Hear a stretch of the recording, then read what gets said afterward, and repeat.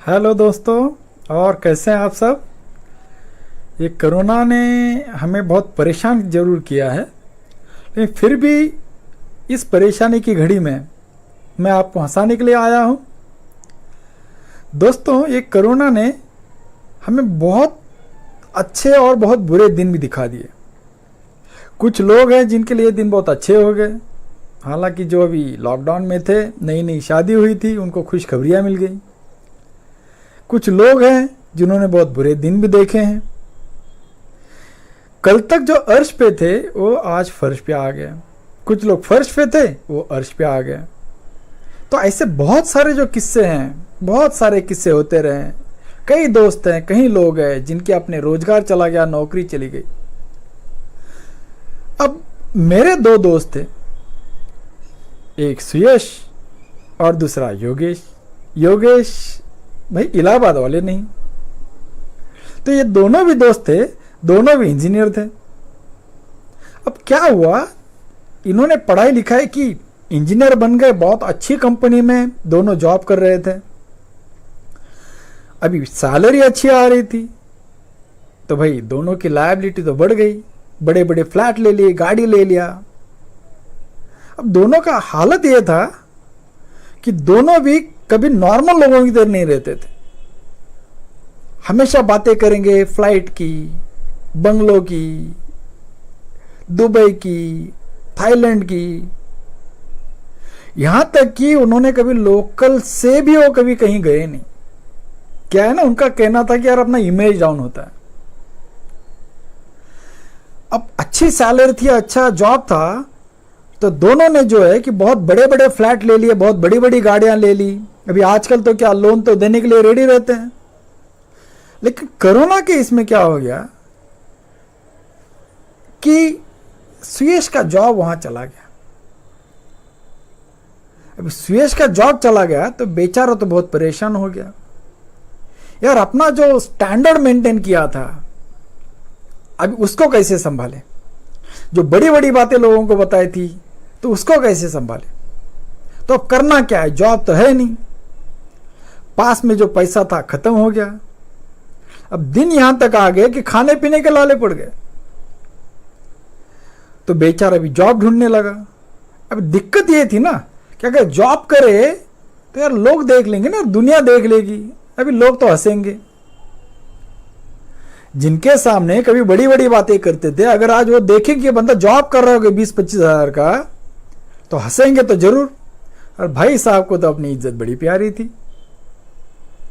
तो ऐसे ही जॉब ढूंढ रहे थे, तो उन्होंने एक जॉब देखा, एक जू डिपार्टमेंट जो होता है, सरकारी जू। अभी जू तो आपको पता है जहां जानवरों को रखा जाता है, वहां का एक ऐड था।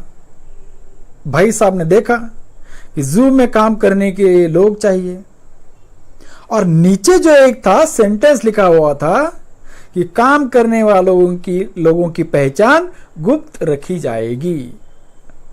भाई तो बहुत खुश हो गया। सुयश ने जैसे देखा, यार अपनी पहचान तो गुप्त रहेगी, काम भी करेंगे, पैसा आएगा, जो भी आएगा किसी को पता भी नहीं चलेगा। मतलब अपनी इमेज है ना, इमेज वैसी रहेगी।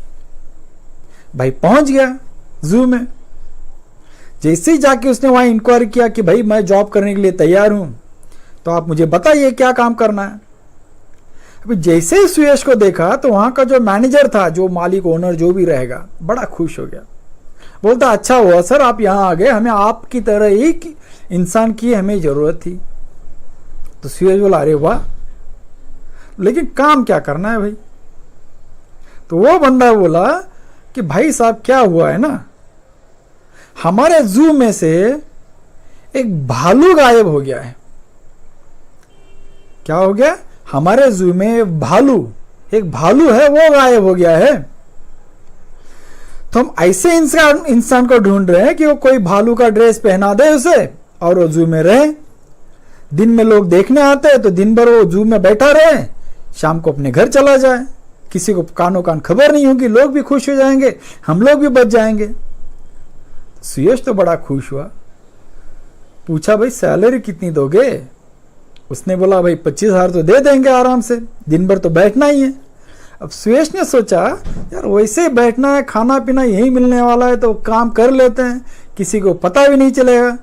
सुबह घर से निकलेंगे, शाम को घर पहुंच जाएंगे। उसने तो जॉब ज्वाइन कर ली। अब दूसरे दिन से उसका शुरू हो गया, डेली भाई साहब बड़ी गाड़ी निकालते, कार में बैठ के चले जाते जू में गाड़ी साइड में लगाते, ऑफिस जाते, भालू का ड्रेस पहनते और फिर जू में आके बैठ जाते। जो भालू का पिंजरा था ना, उसमें आके वो बैठ जाते हैं। अब क्या हुआ, ऐसे 2-4 दिन चले गए। सुयश तो बड़ा आनंद ले रहा था, भाई ये तो इंजीनियरिंग से अच्छा काम है भाई।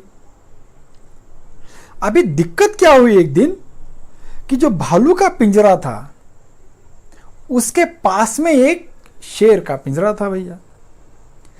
अभी सुयश रोज तो शेर को देखता था, लेकिन क्या है ना कि पिंजरा था तो डर तो किसी बात का था नहीं। तो सुयश बड़े मजे लेता था वो शेर के, उसको हंसता था, उसकी नकल करता था। लेकिन एक दिन क्या हुआ कि जो शेर का पिंजरा है उसका जो दरवाजा है, उसका बीच में का जो गेट है वो खुला रह गया भाई साहब गलती से। अभी गलती से खुला रह गया तो क्या हो गया, घूमते घूमते भाई शेर इधर पहुंच गया। अभी सुयश तो भाई पसीने पसीने हो गए भाई। अभी भालू के भेष के अंदर तो सुयश था, किसी को पता तो था नहीं, शेर को भी पता नहीं था। शेर तो सोचेगा भाई भालू है। अभी सुयश बहुत डर गया, अब करे तो क्या करे। अभी शेर है, शेर तो खा जाएगा, वो तो जानता थोड़ी ना कौन सुयश है कौन क्या है।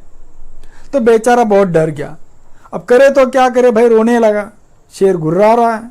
सुयश गया शेर के सामने, बोला अरे शेर भाई साहब मुझे माफ करो भाई, मुझे माफ करो भाई, मैं भालू नहीं हूं भाई, अरे मैं तो एक इंसान हूं भैया, तो मुझे खा के क्या करोगे।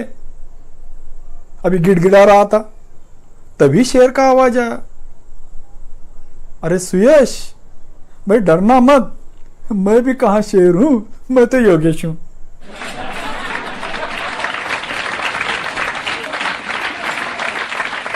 उसी कंपनी में जो है कि हमारे बड़े अच्छे दोस्त हैं शर्मा जी।